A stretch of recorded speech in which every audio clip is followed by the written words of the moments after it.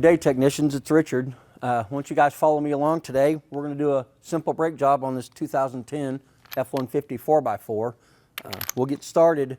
The first thing I always do is I talk to the customer, find out what their concerns are, what kind of noises they're hearing, what kind of grabby, left or right, pedal pulsation, anything like that. The more information you can get from the customer will help you a lot in determining on what it's going to take to do the brake job right. So first things first, let's get this wheel off and take a look and see what we got. All right, now that we have the wheel off, it's very important to do a visual inspection. Just take a look at it, see if anything looks broke, loose, missing, torn up, leaking, whatever it might be. Always check your brake hoses, make sure all that looks good.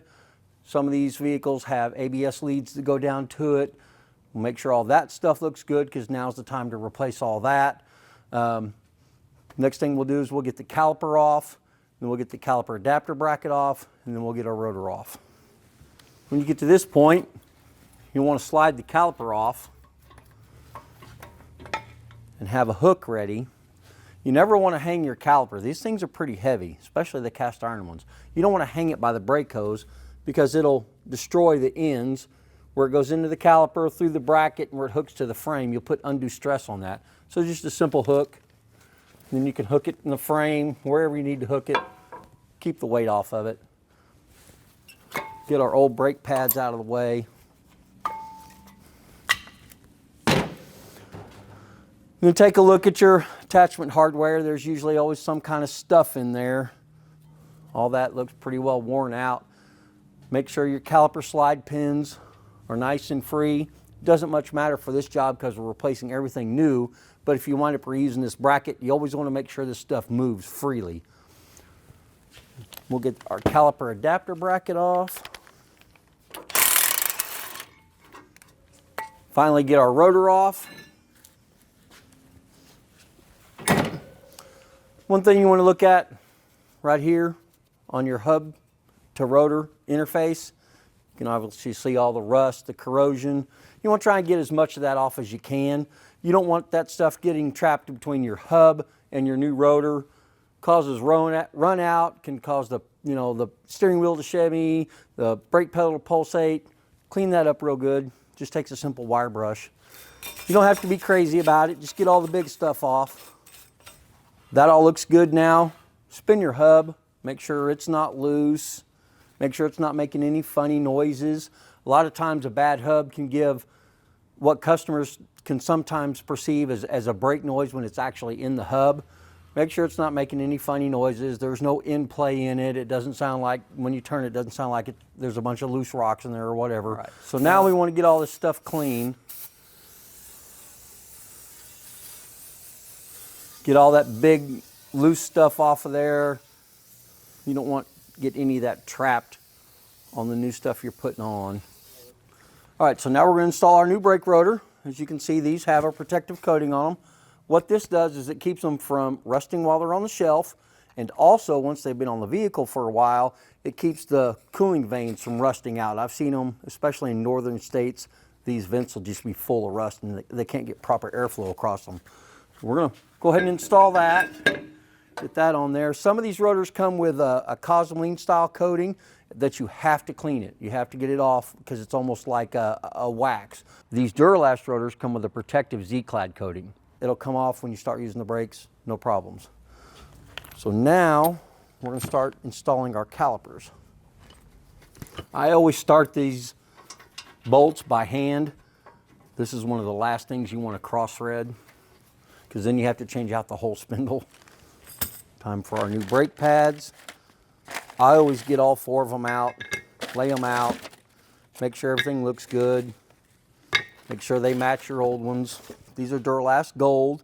They exceed OEM expectations. They're quieter, they're ceramic, they won't get your wheels all dirty.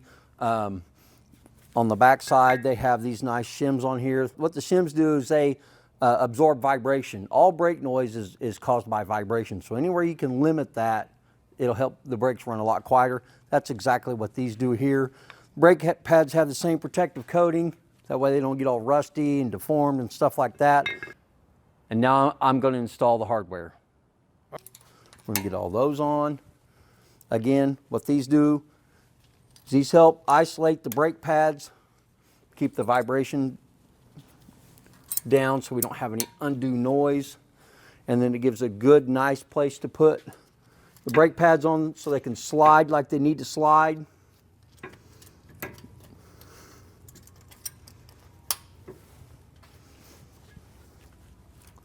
You'll have sometimes the inboard pad and the outboard pad are different. In this case, they're exactly the same, so it doesn't much matter. Those just snap in place nice and tight. Now we have our brake pads in. Time to put the caliper in. Grab our attachment hardware. Again, I always start these things by hand.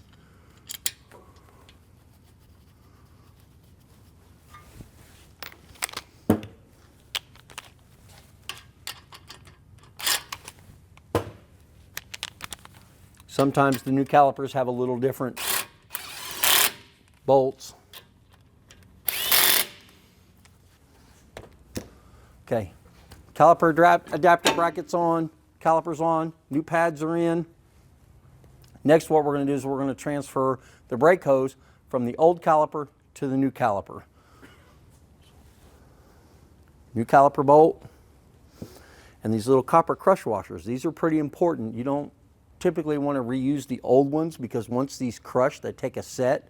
If you try to reuse the old ones, sometimes you have to over tighten the bolt to get them to quit leaking. And again, you don't want to over tighten anything. You don't want to cross thread anything. All right, let's get the old brake hose off. You're going to lose a little bit of fluid when you do this. Make sure you got your drain pan where it needs to be.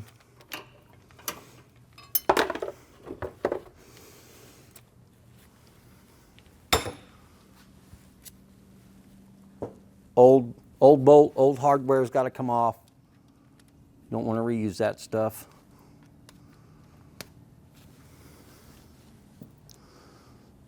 Two copper washers, one on the bolt and one between the hose and the caliper.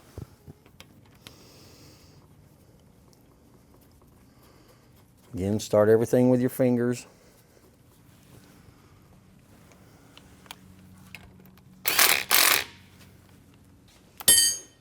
Okay, then what we're going to do here is we'll put the wheel on, then we'll fill our reservoir, and then we'll go over to the other side. We're on the other side now. I don't know if you noticed this when we did the driver's side, but I'll show you on the passenger side. One thing to make your life easier is typically turn the wheel all the way to the lock. What that does, that gives you access to everything behind there. It's a lot easier instead of trying to shove your head in the wheel well or anything like that. Just leave the vehicle in neutral, leave the key on so the steering wheel's not locked. Make life a little easier on yourself. Now we're on the top side. Okay, we're going to remove the cap. Right here on the top, it'll tell you what spec of brake fluid that particular vehicle takes. It's going to be .3, .4, .5. The most common are .3, .4. You hardly see any .5. So what we're going to do is we're going to fill this up. Don't go all the way to the top. Just go up to the fill line. Place our cap. Now we're going to pump the brakes up. And sometimes you have to bleed the brakes, sometimes you don't. Some of these vehicles have ABS or all-wheel drive systems that require a scanner to bleed them. This particular vehicle does not. We'll shut the hood, take it for a test drive, and see what we got. So to recap, talk to your customer, address their concerns, find out what their complaint is, why they brought the vehicle in as far as brake related. Get the vehicle on the lift, make sure everything's safe, get the wheels off of it, do a really good visual inspection, make sure you don't have any bad hoses, ABS sensors, hub noises, bad lug studs. Get everything nice and clean, install everything like it should, start everything by hand so you don't have to replace any broken bolts. Get it all back together, get your fluid filled up, get the thing bled out, take it on a test drive, make sure everything's good, everybody's happy, and thanks for watching.